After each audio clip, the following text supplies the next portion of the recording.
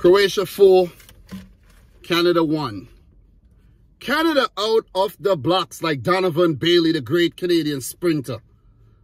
But you got to give it up to Croatia for just settling, believing in themselves, knowing that they have a lot of quality, know that they have the reputation to uphold, finalists at the last World Cup, and they just had the composure to come back in the game and control the game and stamp their authority on this Canadian team to dismiss them from the 2022 World Cup. So, look, as a CONCACAF native, yeah, it's disappointing, I have to say. But I knew this. When Canada was actually drawn in this group that had Belgium, Morocco, and Croatia, I knew they were the team that would struggle the most. Because look at what Morocco were doing. I did give Morocco their credit, even though I didn't predict Morocco to get out of the group. I did give Morocco some credit. And Morocco are actually doing very, very well right now, as they are second in the group behind Croatia on goal difference, of course. So let's give it up to Croatia. Didn't concede any in the first game against Morocco and put full pass Canada to go up a +3, while Morocco is actually a +2 after they beat Belgium. Go check out that video as well, guys. Do appreciate it. And look, man, you got to give it to Canada. They were a better team against Belgium, just unlucky with some refereeing decisions and didn't take that penalty as well. And they conceded a goal. And we saw their defensive frailties be further exposed today, right? They started well. Fastest goal at the World Cup so far. Tajon Buchanan down the right. Cut back, ball into the box. Ball into space as well, in a dangerous area. The Croatian defense on their heels. The game just started. The game just started. So credit to Canada for starting so well. And Davies with a thumping header to score Canada's first ever goal at a World Cup. Just to go back a bit. Changes were made.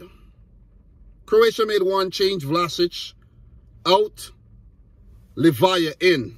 Croatia lacked a bit of cutting edge, with Kramaric being the lone man up top. And now we see that Kramaric would actually need some help. And I know Livaya is one player that some Croatian fans identified as a danger man. And he proved to be so on the day. Canada made one change as well. Kyle Lauren coming in for Junior Hoylett. Didn't really make a difference in my opinion. But look, that Canadian goal, Juranovic, I think the Celtic man was actually sleeping. And Alistair Johnson has been linked with a move to Celtic as well. So maybe Johnson is actually Juranovic's replacement in the future. Who knows? But defensive lapse for Croatia. But I have to say, Canada with that early advantage. After they scored, they just lost their way. I don't know if it got to their heads, but they just lost their shape. They were just all over the place. And that allowed Croatia to get back into the game.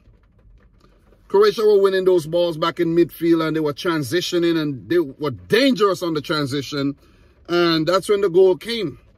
Kramaric, he did score, but the flag went up. Warning shots. Warning shots. Canada, they were sitting back. They were getting pushed around by Croatia. And you got to give it to Croatia for the fight back. The goal came. Kramaric, no-look pass by Perisic, and at an angle to beat Bojan, a Croatian-born keeper for Canada as well. Really good finish by Andre Kramaric, who is heavily criticized for his lack of goal-scoring prowess for the Croatian national team, but he did turn up on the day indeed. And he bagged the brace. He did bag a brace. Another goal came. Livaya to take the lead. Good run by Juranovic. He lost the ball. He got lucky. The ball came back to him. Laid it off for Livaya. And a first-time shot to beat Bojan from distance. Brilliant goal.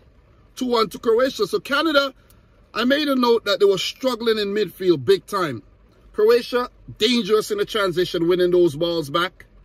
And when you look at the Croatian midfield of Brozovic, Modric, and Kovacic, and you look at the midfield for Canada, that's why changes were made. That's why Estacio was taken off. He didn't play well on the day. Larin off as well. Osorio and Kone in. So John Herdman, who said he was going to F Croatia, that Canada was going to F Croatia, and I said in my preview that Canada are the one that would get F'd on the day. And they did. This is a very, very bad way to lose. Going up early and then just getting outplayed for the rest of the game. I know Canada had their chances. They looked dangerous at times, but they just didn't have that quality in the final third, man. The players that were supposed to put their hands up, David and Larin, they didn't. The service was lacking at times. You gotta point that out. Definitely lacking. I don't think Livakovic was tested enough at all. Not at all. So, look, question that I asked Canada, could they come back 2-1? Still in the game, pretty much. And for Croatia, they needed game management. They needed to do what they were doing and keep, you know, doing it well. Osorio did get a chance. Canada responded well in the early stages of the second half. They got their tails up and they responded well. Could have scored. And then Boyan had to make a big save with Kramaric and Akers hit the ball straight to Boyan. Levaya got subbed out. Petkovic came in. Hoylett out. Larea.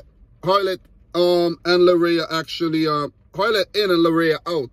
So Canada were actually putting in attacking players trying to get that goal. And with that doing so, with them doing that, they left themselves vulnerable again. And the 78th minute, the goal was scored. Crossing by Perisic to Kramaric. He just touched the ball into space. Akers. Akers, man. You would think that Andre Kramaric is a real estate agent. He got the hookup. If you need land, all the space. Greenery. And he smoked it into the back of the net. 3-1 to Croatia. And at that time, even though if Canada scored, they would have got back in the game. It would have been difficult for them because they would have just kept scoring. They would have just kept trying to score and left themselves open. And that's exactly what they did. Changes were made, of course. Boyan was forced into another big save. Croatia made a few subs. Maya, Orsic, Stanisic came in. And then with Canada overcommitting numbers, a long ball was played down for Kamal Miller to easily control and put back up. Kamal Miller made a horrible mistake. Ball went through his legs. Mislav Orsic pounced. Him and Lovre running in behind, and very, very good of Orsic not to be selfish and potentially miss the chance. Squared it over to Lovre, making his first World Cup appearance, I think. I can't remember him coming off the bench in the first match. Scored him. So give it up to Lovre, who looks a bit like Luka Modric with his long hair, you know what I mean? So that'll do his confidence a world of good. Canada eliminated, as predicted. I like this Canadian team. I really like this Canadian team. But you know what this Canadian team reminds me of? A very enthusiastic kid that you keep telling, hey, man, just relax, man. You have all day to play. Just chill. And they just kept, you know, they just keep doing crazy things, you know what I mean? All kind of, and then they finally get hurt. And I'll be like, you see, I told you so. You should have just chill. Because Croatia, they got that experience, you know what I mean? They have that know-how. They've been at many World Cups. Canada, second World Cup. They're excited. They're excited. They're very excited. They're enthusiastic. They're happy to be there. But maybe the stage got the better of both John Herdman and his team.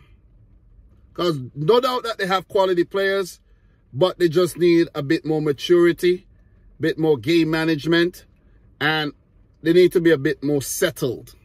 And it's a lot that they could learn, because Canada will be back for the 2026 World Cup, where they will be the co-host along with Mexico and the USA. They will be back.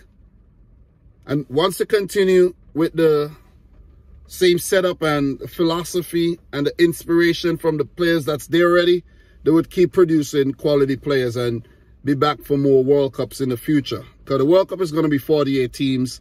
Best believe Canada will be back. But Croatia, what does the future hold for Croatia at this World Cup? Right? And just to talk permutations really quick, you know, sometimes I tend to forget what the groups the teams are in. But Croatia are in Group F. So that means they'll play a team from Group E. So in Group E, there's Japan, Costa Rica, Spain, and Germany. See that? So Croatia topped their group. They could meet anybody. Spain, Germany, Japan, Costa Rica, who knows? But it doesn't matter. You shouldn't be scared of who you're going to meet in the next round. If you're going to win the World Cup, you got to beat everybody. But Zlatko Dalic and his boys actually look better than they did in the first game against Morocco. And coming up against Belgium, they needed to win this game, and they did exactly that. And it makes the job easier for them. All they need is a draw against Belgium. A draw, they're through. They're through. Doesn't matter, in my opinion, if they top the group or not, they're through with a draw. And with the way Belgium are playing right now, Croatia would fancy their chances to dismiss Belgium from the World Cup with a win. With a win, Croatia through as group winners, and Belgium are out because Morocco has 4 points. It ain't looking good for Belgium at all. They would need to up their ante and beat Croatia to stand a chance of going into the next round. But if Croatia lose that game against Belgium and Morocco dismiss Canada some more with a win, it'll be Morocco and Belgium going through. So Croatia, you're not out of the hot water yet. Okay? You're not out. You're not out of the hot water. You still got a lot more work to do. That's the message I got. Guys, thanks. I got to go watch the Spain-Germany game right about now. Be back with more previews for your head taps. Appreciate the love. Appreciate the support. Congrats to Hrvatska. Hard luck to Canada. They'll be back in 2026, though. They will be back. They show us that they're capable. But it's Croatia that prevail. 4-1. Very, very good display. Improved performance from the match against Morocco. And they would need to up the ante against Belgium. Guys, I'm your boy Dominic Rich. We'll talk some more later. Subscribe if you like the video if you haven't yet done so. And until next time, peace out. Rich Squad. Peace.